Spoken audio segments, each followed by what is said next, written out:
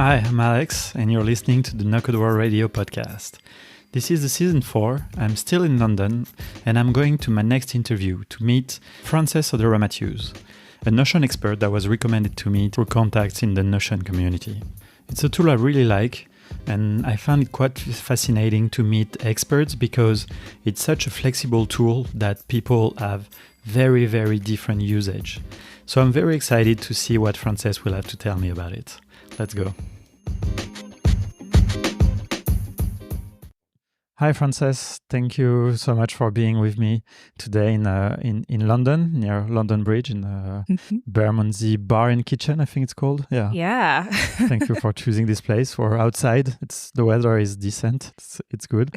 And so we're going to have a little chat about NoCode, about Notion, which you're an expert of. And maybe also you can tell me a little bit about the local NoCode community or all this. First, can you please introduce yourself?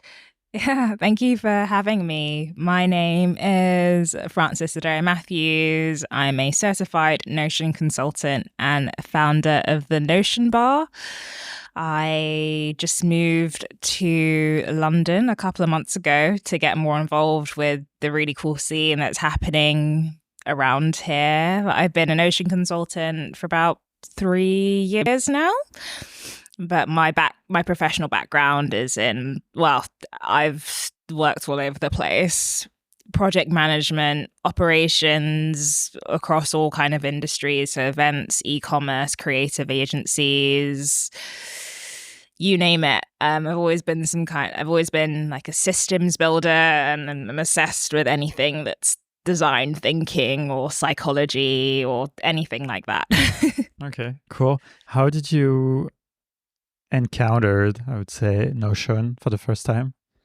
Yes, I used to be an operations assistant / associate at a UX agency. I went to university in America and I worked in DC for a year, worked at a UX agency there.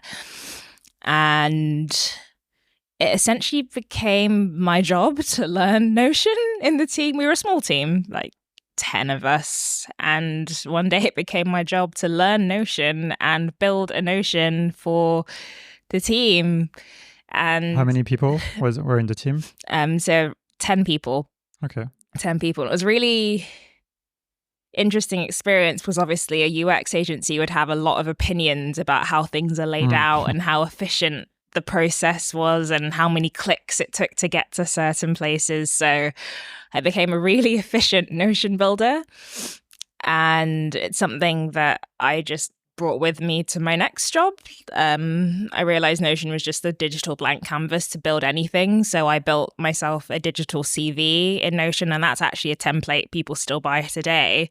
And that just impressed the agency that I ended up working for, and eventually became really good at it, built out client portals and everything for my new agency in the UK, and realized, hey, maybe people will pay me for this thing.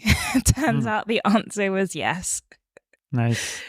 How did you learn? What did you find resources online? Did you learn by building something? It was a lot of learning by breaking things. Okay. But YouTube was a big help.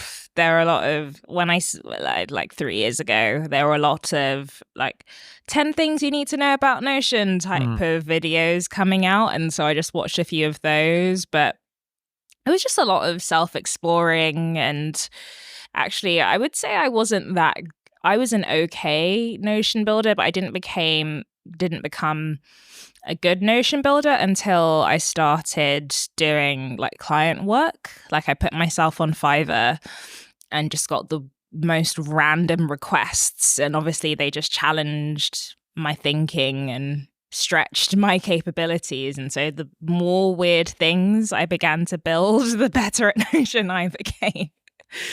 It's interesting. That's something I've noticed. I think the only real way to to become an expert at something is building things for clients. Yeah. Because if you build things for yourself, let's say, even if you make all kinds of different projects for yourself, you don't have the pressure, you don't have the expectations of a client, you don't have the context even. I'm sure, and I will come back to that a bit later, but I'm sure you had clients which had, I don't know, like very specific needs or things you wouldn't find yourself or something like that. So I think this is the real challenge.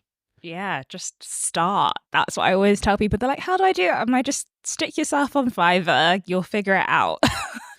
I'm not being sponsored by Fiverr here. Yeah, well, we're going to come back to this. I just have one first question. Before that, do you find, what would you say is the difference between Notion 3 years ago and now? Because I would say it was probably easier to learn it back then. Yeah. Like all the functionalities, or I don't know. I will say it's a lot better for the power users now. There's a lot more functionality that exists. Even things like Notion has a function called synced blocks where you can sync sections across the page in this like little red like across your system in this little red boundary. That didn't really exist. A few years ago, we had this hack called global blocks where people would hack the block URL and like delete the bit after the hashtag, and that's how you would sync. And it was really, really hacky. And Notion realized like maybe we should just turn this into a feature. So it's a lot better for power users, especially the project management capabilities. Whereas I think back then it was a bit more of just like a fancy wiki. Yeah, definitely. I'm quite curious actually, because I think you're the first person I meet that has found clients on Fiverr, or but also maybe I don't know, maybe in France Fiverr is just not as big as somewhere else. But I will also say that I might have some prejudices about Fiverr because I feel like it's very low, not low quality, but kind of. But I've used it. I mean, for some very specific things. Yeah. What was your experience with that, and what are the options also when you start as a freelancer in the UK or in the US? Yes, I had just seen Fiverr advertised everywhere. Their marketing team is doing a great job. It's true. I'd never freelanced or anything like that before in my life. So that was just the only, it was very low stakes for me. Like I had no idea that this would turn into a full-time job. I thought this would just be a bit of pocket money. I didn't even know you could earn like real money from doing it. So I just put myself up there. I think there was one other person on the platform offering Notion services. And were you offering specific services? Because I feel like Fiverr is quite like, like for 50 euros, I will bid you, I don't know, something, or was it just like a general? Do you remember? I do not remember. Yeah. Oh, I don't actually remember what my packages were. But I quite quickly realized that I could price myself a lot higher and take myself off of Fiverr, especially when I started making more content on like my Twitter, especially the Notion bar. But I think it's a good way, especially if you're just starting out in your career, just to like get those like very like low pressure quiet clients and build up your case studies and just practice your skills but still get paid. A lot of people will say like, oh, just like start out doing work for free. I'm very much advocate for like getting your money. Like if people will pay you like £10 or something, take the £10 instead of £0. Like stick yourself on Fiverr or Upwork. There are lots of different sites now, but no, I agree. And I think if you work for free, you might have like very bad clients because you have no limits, you have no, as you said, like as soon as there is a price, even if it's very cheap, still there is a transaction, there is some sort of boundaries, because and you can say, okay, if you want to do this, you also have to pay for it, and then there's some if everything is free, then the clients have no limits, or even if you agree on something, just exactly. I think it's important to get paid, but I think this is I hear also this advice sometimes, do things for free, but I don't think it's... Yeah. A lot of people are also saying the opposite. So I think it's good to remind people that nothing should be free. And in terms of freelancing, at least. Exactly. Or even if you're doing it for no money, maybe there's something that doesn't cost money that they can do for you in return. Like they can write you a case study or just make sure that you're getting something out of it as well. Yeah. No, I agree. So tell me a little bit more about your clients, like the kind of clients you're working for and what you're doing for them. Yeah, so I would say it's about 70% businesses, 20% personal, and about 10% template, like helping people build templates. Okay. Templates that are going to sell? That they're going to sell, yeah. Okay. So I actually have a couple of template partnerships, actually, with some influencers where we have like an ongoing agreement, essentially. Like I have equity in the template. Okay, that's interesting as a business model. I've never heard of that. Yeah, so it's really fun because a lot of people have like Google Docs or things out there that they want to sell as a digital product and they just need help turning it into a Notion version. So that's pretty much where I come in. Do you have an example, maybe? Most recently, I launched a 12-week-year template with Montel B. She's a YouTuber. So that is a template we did together. Also with Lashara Wood, we did a journal template together. So yeah, it's a lot of like lifestyle related things, which is more fun for me rather than building companies' workspaces, which is a lot of what I do. Yeah, I can imagine. No, it's interesting. And so those people, they have no technical skills, but they have an audience. Exactly. You're saying like influencers. So, okay. Yeah, that really makes sense, actually. That's a very good idea. I should tell people to do that in France. Because, it really makes sense. Yeah. Okay. So so that's one part. And what about like what type of businesses, for instance? I've worked with a lot of solopreneurs or small teams. They might work in marketing or they might be a graphic designer or a photographer or something in the creative industries quite commonly. So that would be a good chunk of my clients. But then I also work with a lot of VCs and startups and like scale ups. Like I'm working with an e-commerce scale up at the moment.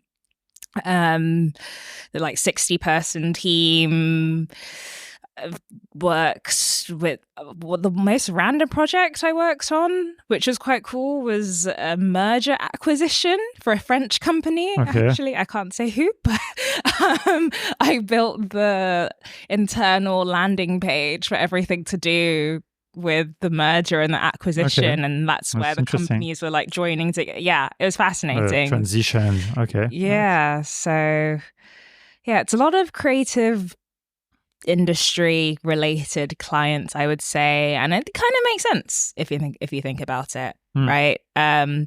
Traditionally, maybe those in the creative industry might not be like really strategic thinkers because they're really creative thinkers. So they need at the end of the day, everyone needs a system. Yeah, true. Right? Not everyone knows that, but I totally agree. Yeah, and not everyone can do it themselves. Exactly. Even though that's the really interesting thing I think about Notion is that it's a very easy tool to use. But as you said at the beginning, it's a blank canvas. And so it doesn't really matter that it's not that easy to use. It's like what you put in it, how you organize, how you structure. Yeah. This is your job. Exactly. And I've in some way turned into a therapist as well.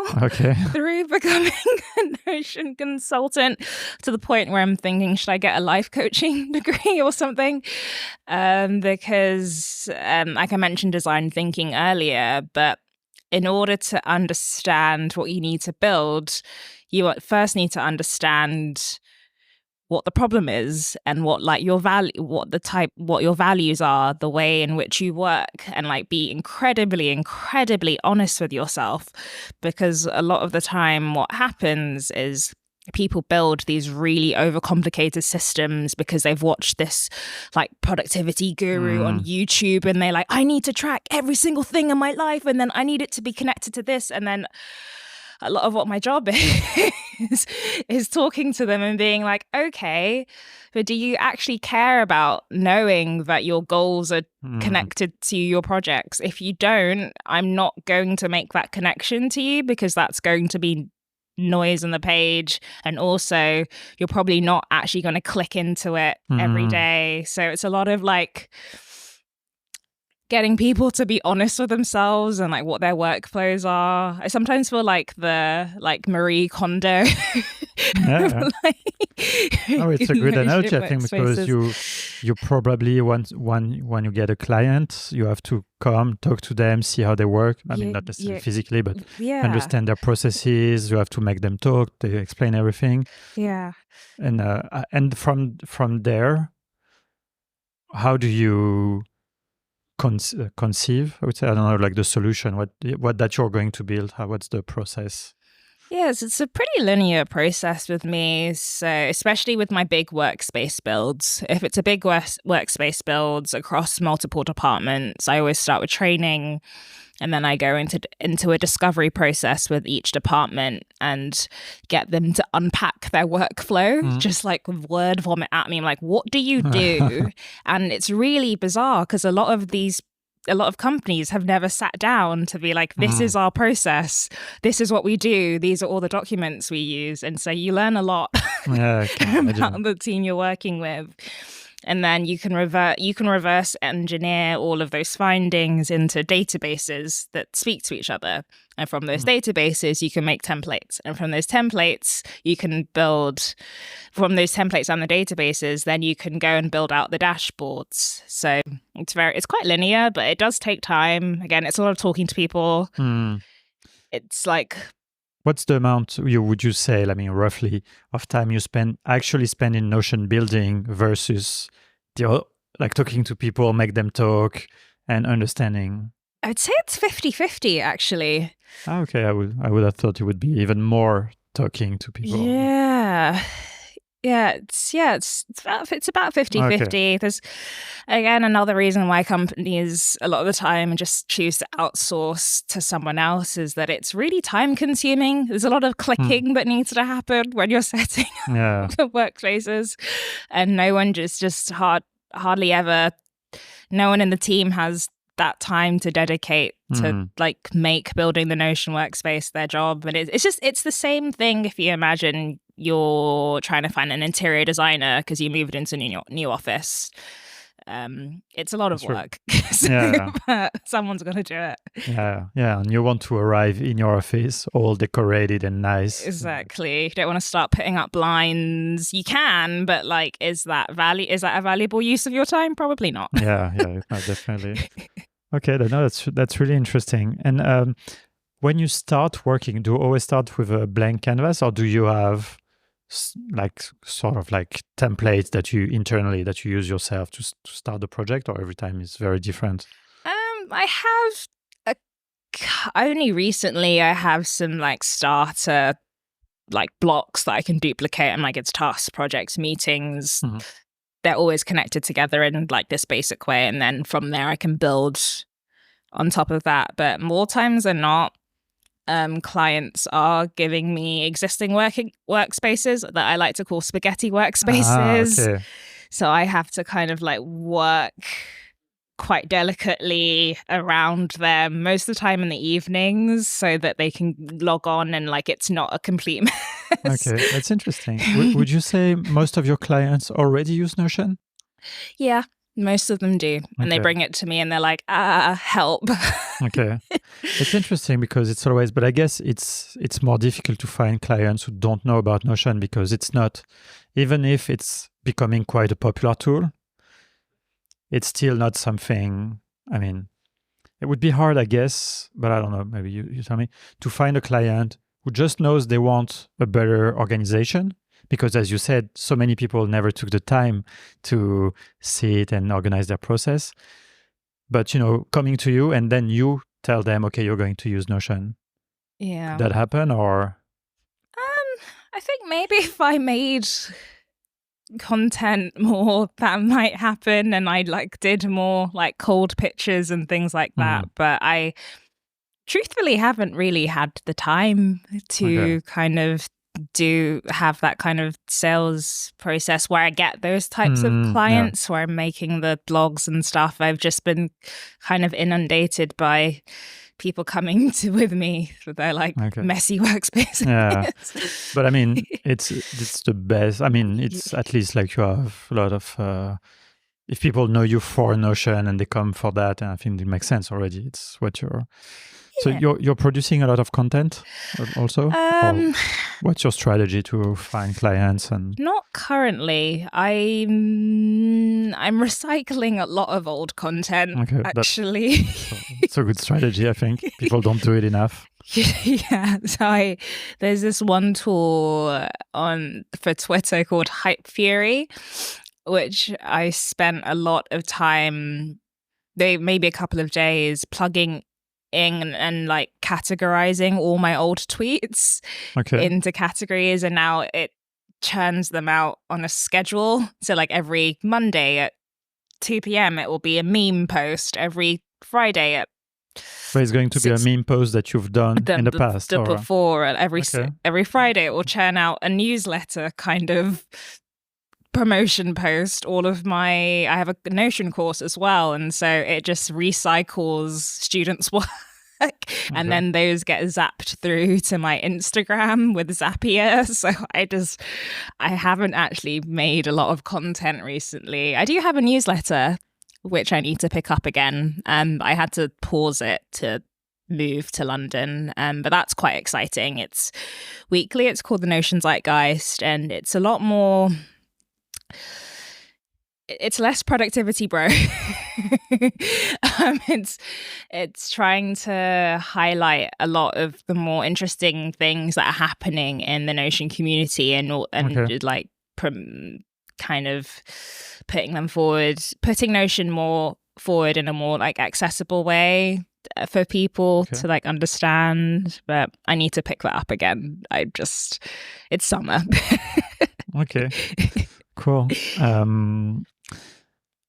Do you have any? What would you say is your favorite hack or tips about using Notion? Something you would like to share, maybe? Something that I teach my clients is, it sounds really simple, but slow down. Okay. A lot of the time people, they look at it and they get flustered and I can't. And I'm just pause. And a lot of the time when you slow down in Notion, you start to notice things. You if I hover on this thing and I pause for a second, some dots appear. What do those dots do? Oh, let me click on that. Oh, it's a menu where I can change this. But people get flustered and overwhelmed by it because they're just trying to do everything straight away, and they're not just being patient and taking it in. Yeah, it's a good advice. It's I think in general in the NoCode space, I see people really have the shiny object syndrome, and I think in Notion you can get this, all those things are interesting. Right? Okay, I'm gonna check this, or can imagine. It's a good advice, I think. Yeah. And I forgot I had another question, but it's anyways. Do you sell templates, or you only do templates with influencers, as you were saying, or did you build some yourself? Mm-hmm. Yeah. So I started out by selling templates. I do have quite a few templates up on my website. I haven't built any new templates in a while, but a template that I do every year is called the Happiness Bar, which is a journal. Okay. And it's an annual journal where it's basically pre-connected, where all the days are lined up for the months and the quarters and stuff. And it's really cool. It's been a really fun process because each year people submit self-care tips to appear in next year's journal. And it's just been an incredible process to be in. This year will be the third or fourth journal now. And I've just got this like community of like thousands of people who like repeatedly download it every year, which is cool. Pretty cool. It's fun. I'm working with a personal client right now, actually, and we're kind of building a workspace around her life that involves the journal. So yeah, it's been pretty fun to watch that happen. Cool. Yeah. And in general, how do you see this template business going? Because I feel like there was really a wave, like so many people have been doing templates, like some have been very successful, actually. Some people like really made a lot of money. But I feel like maybe now is there too much? Is there too many, options? Is it still worth it? What would you say? So the Notion template industry, definitely, it had its moment. I will say it got quite messy in terms of it was really not messy, maybe noisy in terms of everyone just started making the same thing. Yeah, it was that also. It was a lot of habit trackers.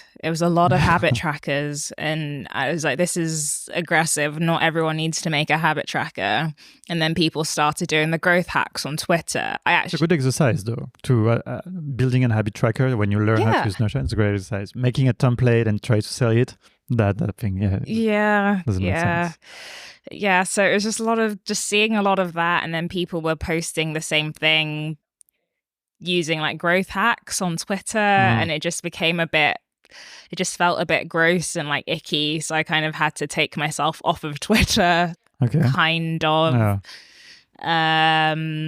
But I think the future of Notion templates are the content-based things. It's the information that no one else can recreate, right? You have packaged up your process of how to do X, and you put it in a template. Like what I was talking about before with like the influencers, they might have like a city guide to somewhere, but that is their information, and it's an easily shareable thing rather than people building out a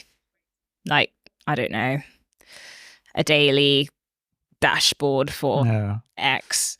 What you're saying is more about, it's not like building something that is technical in a way, not building like a tool, but more like the content that you will assemble in this. Yeah, I agree. I've been thinking about that as well. And I think a lot of people have very interesting content to share, and Notion is great for that. I mean, no one wants to download a Google Sheets or a Google Doc file or something. I mean, but yeah, it makes it very an easy way, and also because people are using Notion more and more for their own thing. I would say, I think the city guide is a good example. A city guide is like purely content, like addresses and things like that. But like, for instance, I use Notion to plan my trip. So if it would make sense for me to duplicate like a city guide or to buy, whatever, and get it in my Notion space where I organize my trip. I think it would spare me like copy pasting or whatever. So yeah, 100%. And as we see that kind of evolution where it becomes more like product-based templates, I think people who have been trained in things like product design and like UX and UI will really shine. A lot of my job as a Notion coach actually is undoing inefficient templates. So templates that just aren't efficiently designed with like design principles in mind. It really makes a difference because at the end of the day, you're building a digital product, and so you still need to think. You still need to have a base knowledge of or it's useful if you have a base knowledge of like just basic design principles when you're building out these Notion templates. Yeah, of course. I would say also I would add basic like database, like relational database principles, and depending on what you're going to build, but it's the same. Like some people, like in the NoCode space, people come from very various backgrounds. So sometimes you have people who come more from engineering or coding, but then they won't have any UX, basics. And then so they will build things that are overly complicated. And then sometimes you have the opposite, or people come more for the UX, but they don't know how to design a database. And so they will make something like they misuse the relations or things like that. So it's a whole thing. Yeah, 100%. And I definitely wasn't a great database builder or a great UX or UI person 3 years ago, but I've it's been trial by fire. I've just learned on the job and also upskilled myself by watching UX videos and things like that. So yeah. Well, I think it's a good advice also to things to learn to master Notion. One last question about Notion. I guess as an ambassador, you're aware of some of the things that are coming next, or maybe even without that. I mean, what are you expecting from Notion? What's on the roadmap? Whether it's announced or you expect it. I mean, what's the future? Yeah, well, the team is definitely. You can see it in their recent releases, dependencies that move, and even timeline view. The Notion team seems to be doubling down on kind of the project management side of things to focus on the enterprise customers, which makes sense, I guess. So it'd be interesting to see how far they're going to go with that.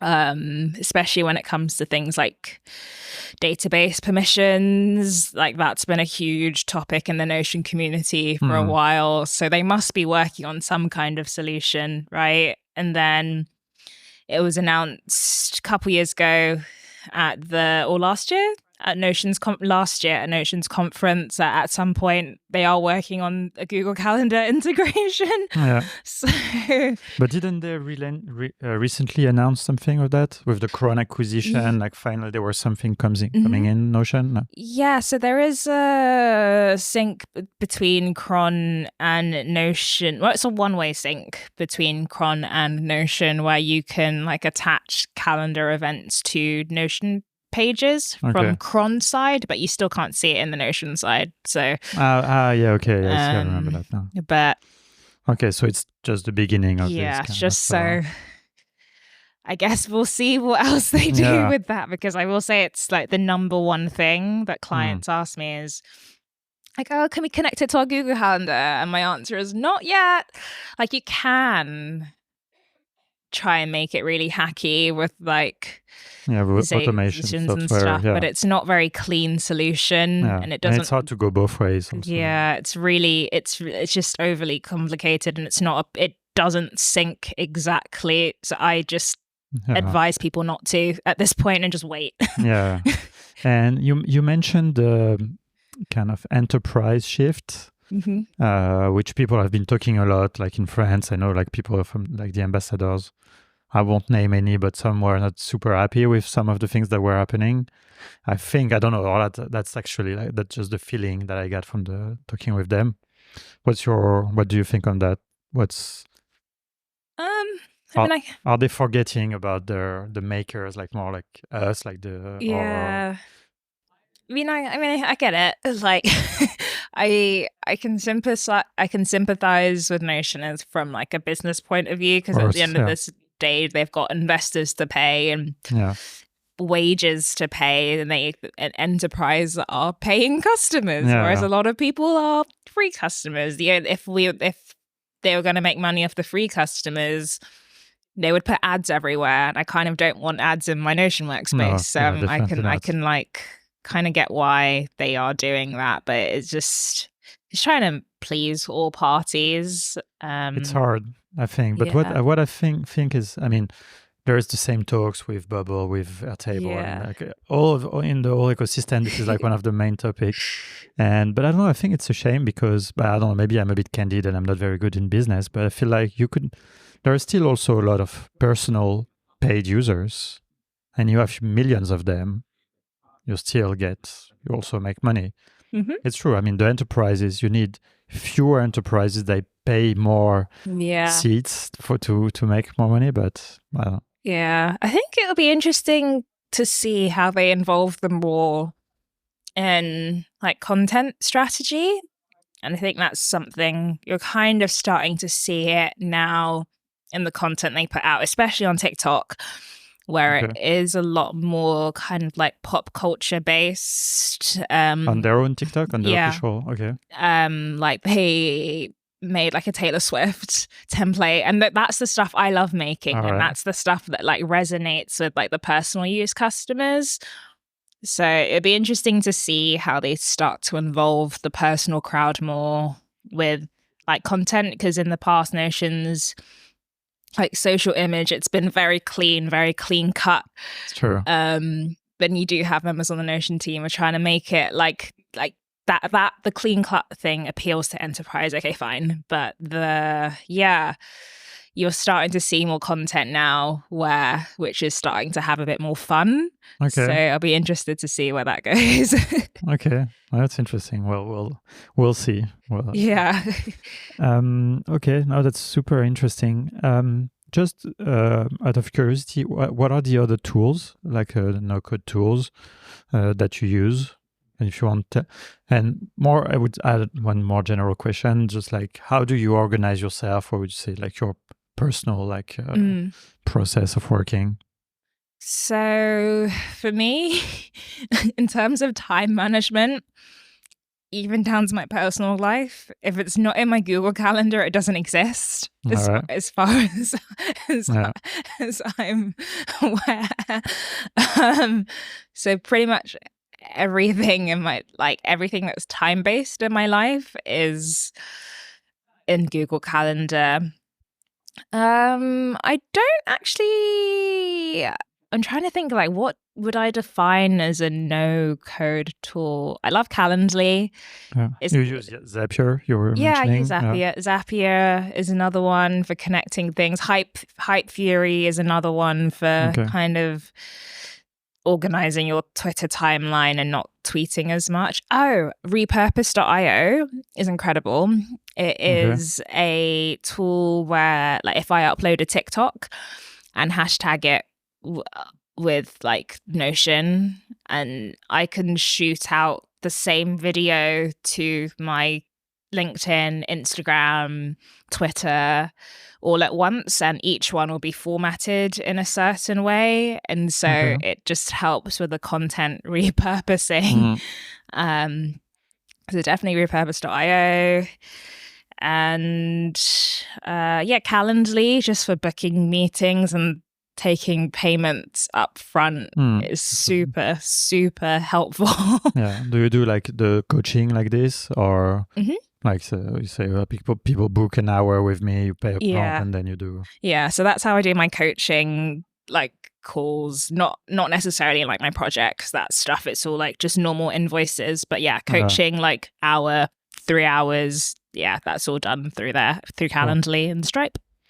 Yeah, no, that's super, super efficient. I think Calendly, and I mean, like the alternatives are such a great way of like saving time, and also this feature, not everyone knows it, but it's really like for freelancers, making paid appointments, I think is very good. I know a lot of, not a lot, but some experts in the French no-code community, that's what they do now. Whenever people ask them a question, I mean, they answer a lot already of questions, but sometimes they say, okay, here's my Calendly link. If you want that we talk more, just book a time, because, like my time is valuable. So, but in France, people have a bit of hard time with that, because in France, most people think everything should be free.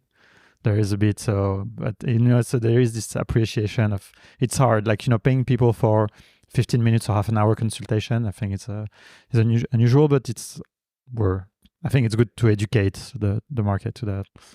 Absolutely. I think it's that. I don't know. That's something. I don't know. I would guess that in the UK, it's more like in the US, where people wouldn't dare too much. I would get like to ask you for free work or free advices or free consulting or whatever. I would say there's still a bit of pushback here. A lot of the time, I get a lot of emails of, "Can I pick your brain about this?" I'm like, okay, here's like my Calendly link to book. And they're like, oh, it's a paid call. It's just a quick question might lead to a project. I'm like, I'm still going to give you useful advice in that half an hour. So I don't know. Like the only free calls I consider now is if it's more like enterprise level and it's going to be like, oh, you've got like 60 people on your team and it's a workspace. Yeah, it's worth the investment for you. I've been like, okay, and I'm just talking to them about my process rather than like looking at their workspace and like saying, do this, do that. If it's like, this is what I think you should do.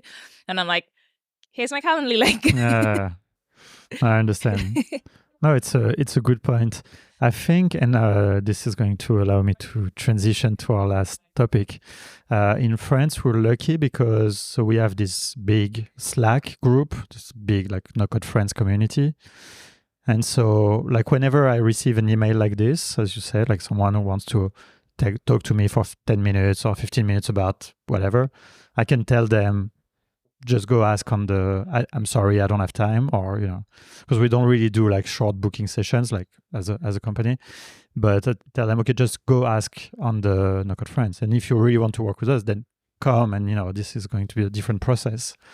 And I think it's good, even for freelancers. It's an easy way, I would say, to get rid of the, like people who don't want to pay, who don't understand. And then maybe after they will come back, and it's like once they're a bit further down the road and understand, okay, now it's not just I have one question, I did an hour of consulting, and then maybe they will pay for it. So it's pretty good. And so to what about here in the UK and maybe more specifically in London? What's happening in terms of community of Notion or NoCode in general, or like what's the... That's what I'm kind of starting to explore myself, actually, because I moved here a couple of months ago. While I wasn't living in London, I would come in and like try and attend some Notion events and things. So there is a Notion community in London. I think they're mainly on Meetup. But it is really interesting to see it. So I go to a lot of other like non-Notion related sort of meetups, quite a lot of like Where Are the Black Designers? They do a lot of events and things, just kind of like networking, hangouts with creatives and things like that. And it's really funny because like there's always a bit of a screen share or a presentation or something. And as they're setting up the screen, you can see a little Notion logo. And I'm like, aha. So I think Notion is actually really powering the creative community in London right now. Okay. Which is interesting to see. It's not really spoken about a lot, but it's happening. Like I'll go somewhere at these events and things and like, oh, what do you do? And I'm like, oh, I'm a Notion consultant. And they're like, oh my goodness, we love Notion. So it is a hidden force right now. Absolutely. That's interesting. Would you say in general, London, I think historically, before COVID, at least London has been a very busy place for the startup. I mean, like the startup culture, like a lot of meetups, things like that. Is it still like this or? 100%. 100%. Okay. It is kind of hard to find those events. You just kind of end up having to like follow a lot of things on Instagram or like really look at LinkedIn. It's very scattered. Yeah, there needs to just be a newsletter where someone like plugs in all of the networking events that week. And if you're listening, anyone out there, that's a business opportunity for you. Because there's a lot happening, but it's a lot of who you know and like trying to find out that they're actually happening, which is a bit annoying. But yeah, I think that's something I've noticed because meetup.com, I think used to be really a great way to discover events, but I think COVID really. I think that there are still stuff. I mean, we organize our meetups in France on meetup.com, but I haven't discovered really new things. I think a lot of things. Because of COVID, first, I think there is less physical events. There are also now tons of things online. But I don't know, like people have stopped using it a little bit or it just decreased. Maybe it's going to pick up again, or I don't know. But I think it's not easy to find things. It's the same in France, to be honest. But there are things happening. And the Notion meetup, are you part of who organizes the meetups in there's a couple of Notion ambassadors who are like pretty much like have been leading the charge on that. I helped host one at Christmas as the organizer was busy. And so I kind of just like winged it. But yeah, it's a cool little group. Again, I just need to, like, these past few months I've just been moving. I've been on holiday, and now I'm now just trying to catch up with life. And all right. I'll come back next year and you will have to tell me what you've discovered or organized yourself, maybe. Yeah, there's quite a few things that I want to organize myself. Like what I mentioned before, is there's a lot of like cool creatives using Notion who aren't like your typical sort of tech bros. And I'd love to somehow share their stories somehow, maybe in a format like this, similar. Like, but I was actually thinking about doing like little TikTok interview videos like at cafes and just be like, hey, what are you working on? What are you doing? Or something like that. But I don't know. We'll see. Yeah, it's cool. I mean, there's plenty to do. Yeah. But I think what's you touched on a point that's interesting is that a lot of people, it's like, okay, we're talking here because you are identified as a Notion consultant and I'm interested in everything that is about NoCode. But actually, there, especially Notion, there's a lot of people who are using Notion or maybe doing some very interesting thing with it without appearing themselves as anything related to Notion. Maybe, as you said, they're designers, maybe they're coders, maybe they're whatever. And so it's hard to find those people, maybe, because they're not into like this, I don't know, Notion community or ecosystem or like willingly. Exactly. Yeah. I mean, I'm really finding them at these creative events that I go to. I'm like, oh, cool. Like, you're a photographer? And like, yeah, or they might actually just do their whole like workout program on Notion. A lot of couples are using Notion now as well to manage just life. Yeah. And so like grocery lists. So yeah, there are a lot of cool stories happening. I've interviewed last year in Zurich, Natasha, who's a Notion ambassador, and she did a wedding planner template. I think that is very successful. So yeah, that's one use. What's the most interesting use of Notion that you've seen? Or interesting in terms of like unexpected or maybe? I've seen a lot of things. I'm trying to. I've built a lot of things. I will say one of my, maybe from me, recent memory, something that I built for a client was food memories was really important with them, like kind of times they ate meals with their family or things like that, and being able to see that visually. Okay. So I've built like a little system, like a meal planner, but you can see the images in like gallery view on like each page. And so they can like look back and be like, oh, that's when we ate out at that place. So it's really like personal. Okay. That's nice. It's a nice use. I think it's exactly what Notion could be used for. Yeah. Yeah. So just a lot of like memory keeping things, I think. And then maybe just from a layout perspective, I kind of started the whole the concept of like the Notion zine, where you're using Notion to create kind of publishing style, like magazine style layouts to like send information to people. And it's been pretty cool to see people like adopt a similar concept and create these really cool like editorial style landing pages for things. So yeah. Cool. Well, there's so much creativity. Thank you so much for all this. Super interesting. I have two last questions. The first one is not related to NoCode on Notion or anything. I'm just curious to know what would you recommend to do in London to someone that visits, but something that's not touristic, something that you like to do and you would like to share with someone.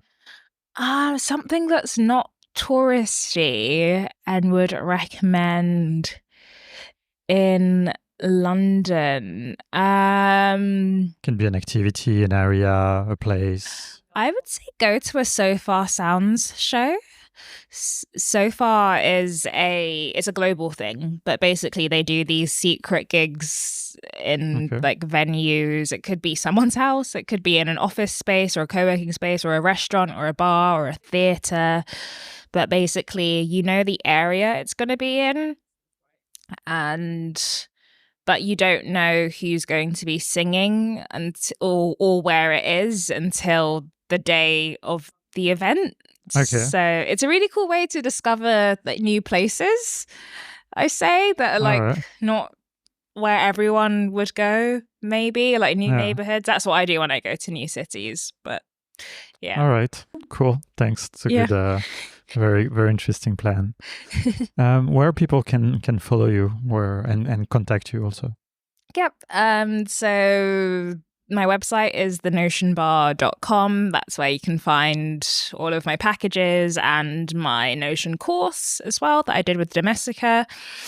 And on most platforms, I'm at the Notion Bar.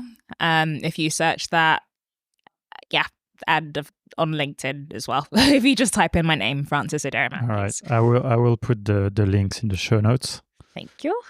I don't think people will follow you on Twitter since you said we just keep recycling. But yeah. No, I'm kidding.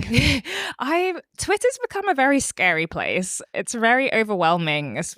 Yeah, I agree. I think it's unfortunate because I've always felt like this was the most interesting place for NoCode or for in general, and I like the format, but I don't know where it's going. Yeah, every time I look on there now, my timeline is just growth hacks. And I'm like, this isn't interesting to me anymore. No one's having like actual conversations. I find better conversations are actually being had on LinkedIn now. So they've kind of like flipped roles in a way, which is weird. It's a bit of an unpopular opinion, but I agree actually. Yeah. I think even though I'm a bit tired of LinkedIn as well, or it's all this like self, but still there are also some interesting things on LinkedIn. Yeah.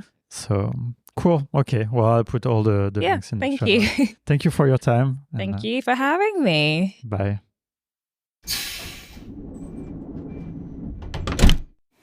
Well, as usual, Notion experts don't disappoint. They always have so many interesting things to talk about. I was especially fascinated with what Frances told me about the templates she's building with influencers. I found it quite interesting. I've found very interesting model, and I think there is something to learn. Everything else also I think was quite interesting. There's a lot of tips for you to improve your Notion usage. And I think even I would say more specifically, the way you could be a good Notion consultant and everything she was saying about processes and the way she works with companies, these kind of things, it was great. So another great interview. This is the end of this episode, and there will be a last episode in London because I got a positive answer from Max from 100 Days of NoCode, and so I'm going to meet him in a couple of days. So stay tuned for the next episode.